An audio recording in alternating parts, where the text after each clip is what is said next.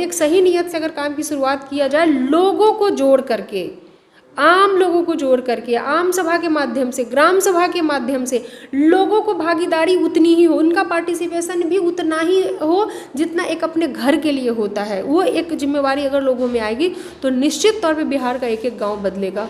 अगर जनप्रतिनिधि के तौर पे कोई काम कर रहा है तो जैसे आप विधायक को जो पैसा दे रहे हैं वो लाखों में है, तो मुखिया का क्यों हज़ारों में है? ठीक है, जब अगर वो अपना सब कुछ छोड़ करके अगर वो कर रहा है तो कम से कम वो पैसा इतना तो हो, एक स्टैंडर्ड अमाउंट, जिससे कि वो अपना घर का खर्चा ही चला सके। नमस्कार, आप देख रहे हैं चौपाल समाचार। चौपाल समाचार की हर खबर समाज पर करती है और आज भी इस खबर को आपको दिखाने जा रहा हूं। ये भी खबर समाज से जुड़ी है और संबंधित है पंचायती राज चुनाव 2021 जो अभी आने वाला है उससे। मैं इसीलिए कह रहा हूं कि आज हमारे साथ मौजूद हैं सिंहवाहिनी पंचायत सीतामढ़ी के सोनबरसा प्रखंड की वर्तमान मुखिया मैं कहूँगा रितु जायसवाल जी। इन्हें बहुत सारे पुरस्कार भी मिले हैं और पंचायत में बेहतर कार्य करने के लिए। लेकिन एक बात मैं और आपको बताना चाहूँगा कि 5 वर्ष बेहतर काम करने के बाद अब ये पंचायत से बाहर जा रही हैं। अभी उम्मीदवार के रूप में नहीं रहेंगी, लेकिन इनका जो एक्सपीरियंस है वो आज हम शेयर करेंगे और आपके लिए ये बहुत ही आवश्यक है और बहुत ही बेहतर होगा। यदि आप पंचायत चुनाव में आना चाहते हैं और यदि आप पंचायत की बेहतरी चाहते हैं तो ज़रूर इस वीडियो को पूरा देखें, सुने, समझें कि ये क्या बता रही हैं अपने एक्सपीरियंस के बारे में। आपका बहुत बहुत स्वागत है जी। बहुत बहुत धन्यवाद चौपाल समाचार जी।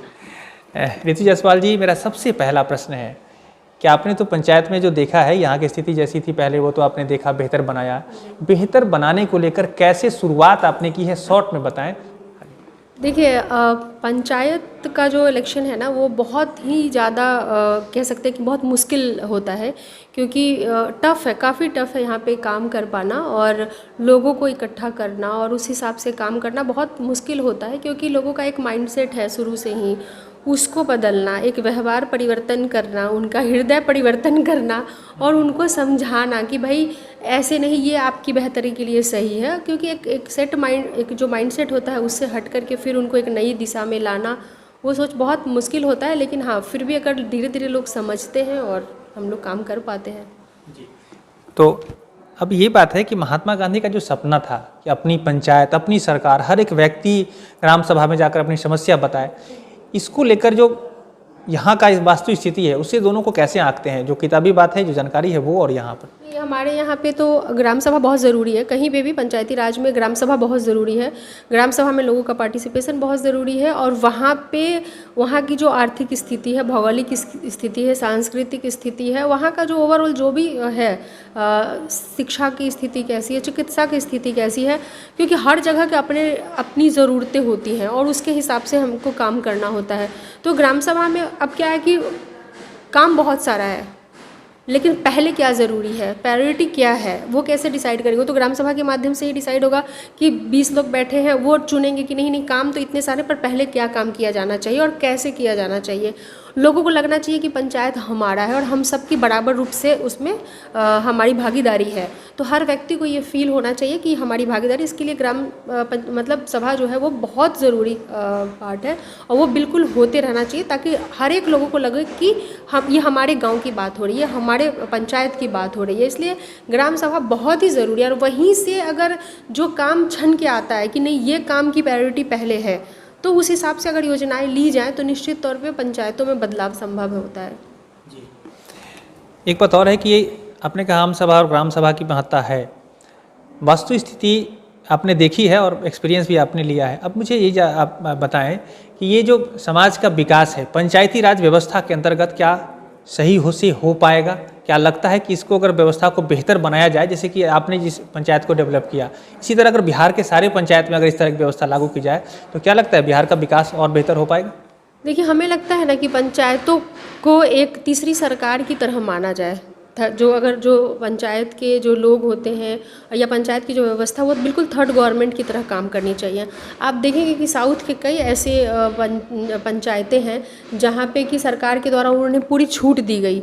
एक मुखिया को वो पावर दे दिया गया जो कि एक ज़िले के डीएम का होता है, और उन्होंने कोरोना में जो काम करके दिखाया, जिस तरीके से कोरोना को स्प्रेड होने से उन्होंने बचाया वहाँ पे, क्योंकि उनके ऊपर पूरा ट्रस्ट किया गया, पूरा फुल उनके ऊपर फेथ रखा गया, और ग्राम प्रधानों को ये पूरी जिम्मेवारी दी गई कि आप कैसे हैंडल करेंगे ये आपकी प्रॉब्लम है।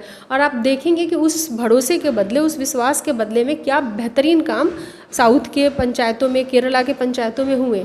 हमारे यहाँ पे प्रॉब्लम क्या है कि पंचायतों के ऊपर में ब्लॉक हमेशा हावी होता है, उनका इंटरफेरेंस इतना ज़्यादा होता है कि काम करना कई बार बहुत मुश्किल हो जाता है। उनके कई बार ऐसे कुछ डिमांड्स होते हैं जो कहीं ना कहीं से पंचायतों को सही तरीके से काम करना नहीं दे सकते। बिहार के मामले में एक चीज़ जो और हमने फील किया है वो कहीं ना कहीं से भ्रष्टाचार का लेवल बहुत ही ज़्यादा है।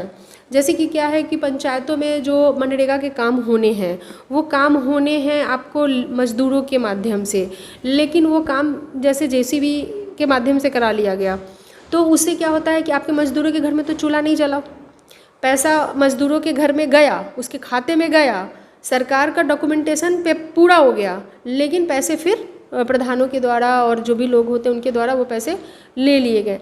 तो इस तरह की चीज़ें भी कई जगहों पे देखने को मिली है। मैं ये नहीं कहती कि सभी ऐसा, लेकिन कई जगहों पे ऐसा हुआ जिसके कारण कि सारी योजनाएं रहने के बावजूद भी, तो क्या उसके लिए सिर्फ प्रधान दोषी है? क्या उसके लिए सिर्फ मुखिया दोषी है? उसके लिए सिर्फ मुखिया दोषी नहीं है। क्यों? क्योंकि उसका सुपरविजन जो है वो रोजगार सहायक को करना है। मनरेगा का जो सहायक होता है रोजगार सहायक, वो उसकी देखेगा, मनरेगा के पीओ देखेंगे। तो जब उन सभी लोगों के निरीक्षण में उन कामों को होना है तो कैसे एक ब्लेम सिर्फ एक मुखिया के ऊपर आ जाता है कि मुखिया चोर है या मुखिया भ्रष्ट है जी। ये भागीदारी जो होती है ना, क्योंकि कोई भी आप देखेंगे कि सिग्नेचर का जो पार्ट होता है, अगर जैसे चेक साइन होना है या कुछ भी है, तो वो बिना अकेले मुखिया नहीं करता है। वो जो आपका जो सेलेक्टेड बॉडी है, मुखिया इलेक्टेड बॉडी है, आपके साथ जो सिग्नेटरी अथॉरिटी में है वो सेलेक्टेड बॉडी है, वो एक जॉब क्वालिफाई करके एक नौकरी प्राप्त करके आया वो, तो वो दोनों का कम, तो कहाँ से ऐसा होता है कि एक आदमी पे ब्लेम आता है जी। तो अभी आपने जो कहा कि प्रखंड का प्रभाव होता है, काम पर थोड़ी सी दिक्कत भी होती है, तो एक बात बताएं, प्रखंड स्तर पर तो हमारे प्रमुख बैठे होते हैं, जिला स्तर पर जिला जो पंचायत है, मतलब त्रिस्तरीय पंचायती राज व्यवस्था का जो ये है, पंचायत में आप हैं मुखिया के रूप में, उसके बाद प्रमुख होते हैं प्रखंड में, और जिला में जिला परिषद के जिला अध्यक्ष जो होते हैं, तो क्या लगता है उनका प्रभाव उस पर नहीं होता है कि सिर्फ पदाधिकारी के ही हावी होते हैं? बिल्कुल, हम आपको बता रहे हैं कि पदाधिकारी का मुझे नहीं पता, लेकिन इतना ज़्यादा हावी रहते हैं वो, इतना ज़्यादा, जिसकी वजह से दिक्कत होती है। अब हम ये बात आते हैं कि आपने कहा कि व्यवस्था को, अगर हमने जो प्रश्न किया था कि अगर बनाया जाए बेहतर तो बेहतर हो जाएगा ना, अगर दिक्कतों को हटा दिया जाए तो बेहतर हो जाएगा? बिल्कुल, अगर सब लोग मिल करके इसके लिए काम करें और सरकार भी उतनी ही संवेदनशील रहे और सरकार भी उतनी ही कठोर रहे किसी भी तरह के भ्रष्टाचार को लेकर के, कदाचार को लेकर के, अगर सरकार भी उतना ही कठोर रवैया रखती है, अपने अधिकारियों के ऊपर लगाम कसती है अगर, और पंचायतों को वो छूट देती है, और मतलब जिस सोशल ऑडिट जो होता है उसको अगर बढ़ावा दिया जाए और सोशल ऑडिट के माध्यम से काम कराया जाए, जहां पंचायत के लोग ही उसको सर्टिफाई करेंगे कि वो वहाँ जो सड़क बने उससे वो संतुष्ट है या नहीं, मनरेगा का जो काम हुआ वो पंचायत के लोग ही, आम लोग, आम जनता जो लोग हैं, उनका एक प्रॉपर तरीके से सोशल ऑडिट के माध्यम से अगर जब काम का पूरा ये निगरानी होने लगेगी, तो यकीन मानिए कि चीज़ों को ज़रूरी नहीं है कि उस कंट्रोल नहीं हो सकती और बेहतर नहीं बन सकता है। आखिर हिवरे बाज़ार हो या रालेगांव सिद्धि हो या जो भी हो, वो भी एक पंचायत ही है और वहाँ भी लोग ही, इंसान ही रहते हैं हमारी और आपकी तरह, और वहाँ भी एडमिनिस्ट्रेशन का भी उतना ही हस्तक्षेप रहता होगा, लेकिन कहीं ना कहीं से काम की नीयत और लोगों की सोच ने एक नया आयाम दिया और एक नई नाम दी, जिसकी वजह से आज हम हिवरे बाज़ार और रानेगांव सिद्धि या छवि राजावत जी का जो पंचायत है सोडा विलेज, उसकी बात अगर हम लोग कर पा रहे हैं, तो कहीं ना कहीं से यही 3-4 नाम क्यों आ रहे हैं? कहीं ना कहीं से वहाँ के लोगों ने कुछ एक्स्ट्रा एफर्ट लिए होंगे, सरकार ने कुछ एक्स्ट्रा एफर्ट लिया होगा।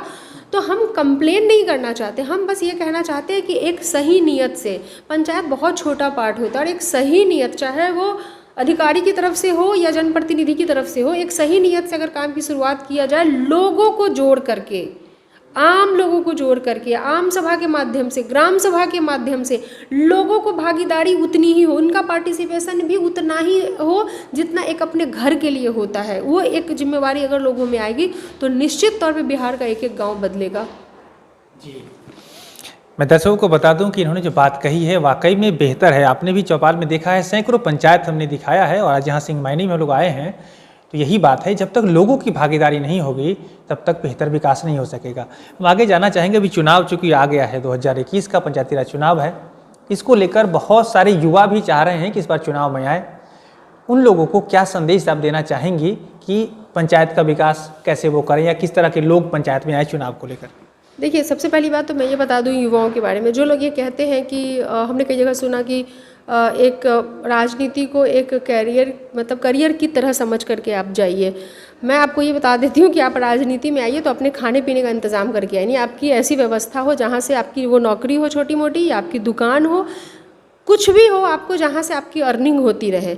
चाहे वो आप किसी भी पद के लिए आए, चाहे मुखिया के पद के आए, विधायक, MP, किसी भी पद के लिए आए, आपकी अर्निंग की व्यवस्था कुछ और होनी चाहिए और आपके काम करने, क्योंकि राजनीति में आपको देने के इरादे से ही आना होगा, लेने के इरादे से नहीं आना होगा। जब तक आप राजनीति में सिर्फ और सिर्फ देने के इरादे से नहीं आएंगे, तब तक यकीन मानिए कुछ नहीं बदलेगा। न बिहार बदलेगा, न गांव बदलेगा, न पंचायत बदलेगा, न टोला मोहल्ला, कुछ भी नहीं बदलेगा। और जिस दिन एक कैंडिडेट इस सोच के साथ आएगा कि मैं सिर्फ देने के लिए आया हूँ, कुछ लेने के लिए नहीं आया हूँ, और अगर लूँगा तो एक संतुष्टि लेकर के जाऊँगा, एक सेटिस्फेक्शन लेकर के जाऊँगा कि हाँ मैंने ये चीज़ किया है, और जब इस इरादे से हम आएंगे तभी यकीन मानिए कि पंचायतें बदलेंगी।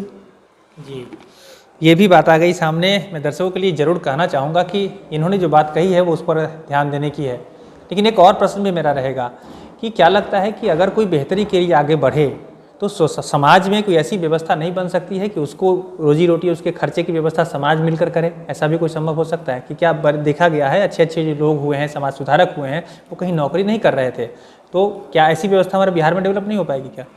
नहीं, उसके लिए देखिए कि अगर जनप्रतिनिधि के तौर पे कोई काम कर रहा है, तो जैसे आप विधायक को जो पैसा दे रहे हैं वो लाखों में है, तो मुखिया का क्यों हज़ारों में है?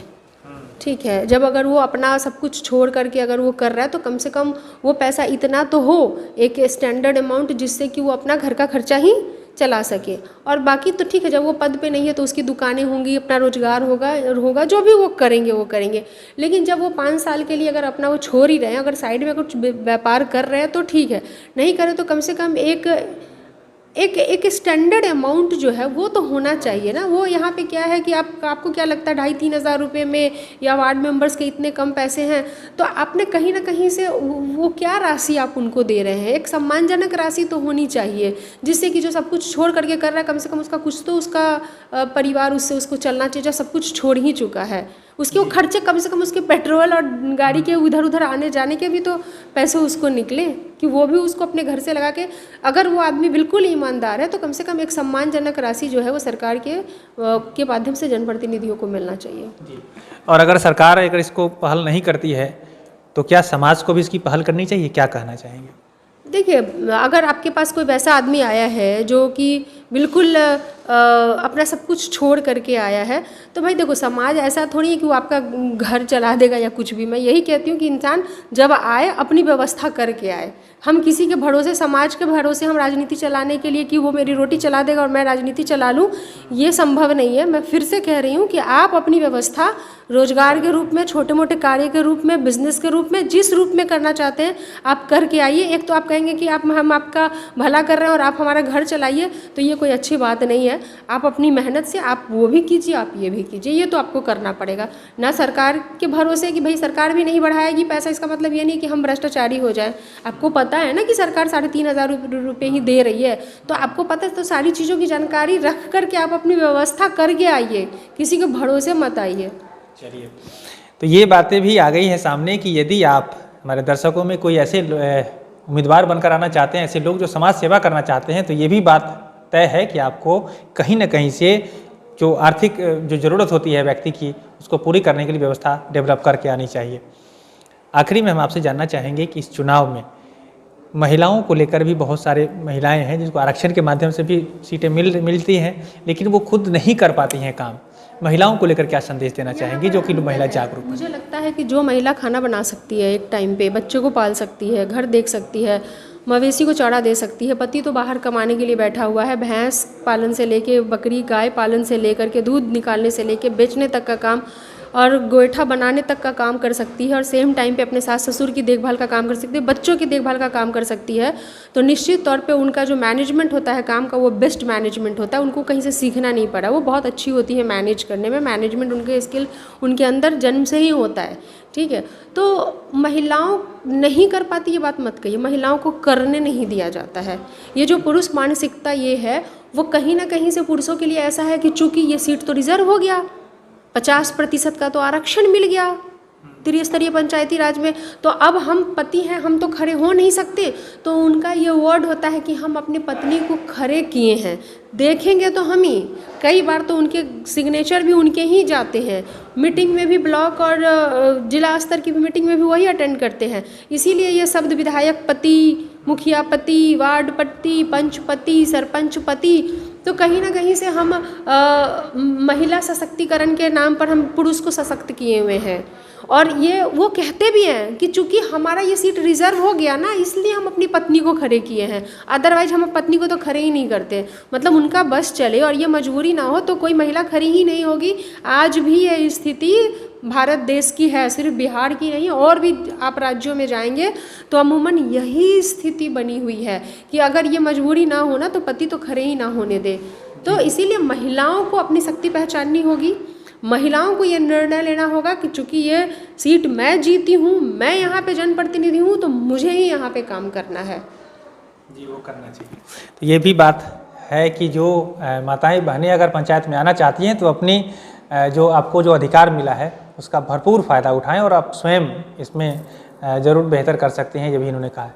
आखिरी में चुनाव को लेकर जनता जागरूक हो, हर एक व्यक्ति वोट करे और निष्पक्ष होकर करे, बगैर किसी डर भय लोभों से, क्या संदेश देना चाहिए हमारे दर्शकों को? देखिए सभी अभी तो बस यही कहना चाहती हूँ कि कोई भी व्यक्ति अगर ये कहता है, मतलब अगर वो शराब है या पैसे पे या मीट मतलब होता है ना, बहुत सारी चीज़ें गांव में प्रलोभन दिया जाता है कि हमको आज, तो अगर 500, 1000, 2000 के लालच में अगर आकर के आप अपने वोट को गवा देंगे तो यकीन मानिए कि बदलाव तो नहीं हो सकता और 5 साल रोएंगे। तो बेहतर है कि अगर आपको ऐसा दिखता है कि हाँ ये अच्छा कैंडिडेट है, ये आएंगे तो हमारे लिए काम करेंगे, ये हमसे आवास योजना और कई तरह की योजनाओं में हमसे घूस नहीं लिया जाएगा, ये एक ईमानदार जनप्रतिनिधि अगर उनको दिखता है, अगर किसी मतलब लगता है, तो वैसे लोगों को वोट करना चाहिए, ना कि मांस मछली मुर्गा दारू और पैसे पे वोट करना चाहिए। जी, तो आज के इस कार्यक्रम में भाग लेने के लिए आपका बहुत बहुत धन्यवाद। जी, बहुत बहुत धन्यवाद आप जी। दर्शकों का भी बहुत बहुत धन्यवाद कि आपने इस कार्यक्रम को देखा। हम आपको ये भी कहना चाहेंगे यदि आप भी अपनी बात चौपाल में रखना चाहें तो नंबर डिस्प्ले कर रहा है, नंबर है 6206610060 और आप उस नंबर पर हमें संपर्क कर, हमारी टीम आपके पास जाएगी और आपकी बातों को भी समझकर दिखाकर देश दुनिया को दिखाया जाएगा। मैं आपको ये भी कहना चाहूँगा कि ये जो आज करी है, आप चौपाल से आज जुड़ी हैं, आगे भी हमारे दर्शक जो सवाल पूछेंगे उसका जवाब हम चाहेंगे कि आप अपने माध्यम से दें, तो इसके लिए भी हम आपसे आग्रह करेंगे। कभी भी आपको जब भी लगे कि आपको पंचायत से रिलेटेड कुछ भी सवाल दर्शकों के, आपके दर्शकों को अगर कोई सवाल है और मुझे अगर लगता है कि मैं दे सकती हूँ और वो मेरे उत्तर से उनको सेटिस्फेक्शन मिलेगा, एक संतोषप्रद उत्तर अगर मैं दे पाऊँगी, तो मुझे भी लगेगा कि चलो मैंने 5 साल कुछ किया है। जी, चलिए, तो बहुत बहुत धन्यवाद पुनः आपका इस कार्यक्रम में भाग लेने के लिए। चलिए, चौपाल समाचार को मेरी बहुत सारी शुभकामनाएं हैं। आप गांव तक पहुँचें, अच्छी बातें लोगों तक पहुँचाएं। निगेटिविटी भी होती है, लेकिन मैं ये चाहूँगी कि एक पॉजिटिव चीज़ है आपके माध्यम से, एक पॉजिटिव चैनल बने, क्योंकि नाम बहुत अच्छा है आपका पंचायत चौपाल। तो चौपाल अपने आप में खूबसूरती लाता है कि एकता का वो होता है कि जहाँ चौपाल मतलब जहाँ लोग बैठ के बातचीत करते हैं। तो बहुत अच्छा नाम है आपके चैनल का। तो मैं चाहती हूँ कि मेरी ढेर सारी शुभकामनाएं हैं आपके चैनल के साथ, और रिक्वेस्ट ये है कि एक पॉजिटिव नोट के साथ आप आगे बढ़ें, लोगों को एक पॉजिटिव वे में उनको लेके चले, ताकि जो युवा हैं, जो अच्छा करना चाहते हैं, वो पंचायत चुनाव में आएँ और एक अपने बेहतर परफॉर्मेंस देने की इच्छा के साथ आएँ। ये कहना चाहती हूँ। धन्यवाद। दर्शकों का भी बहुत बहुत धन्यवाद। आगे इस खबरों लेकर आते रहेंगे इस आशा के साथ। मैं हूं अभिषेक आनंद, चौपाल समाचार के लिए। धन्यवाद।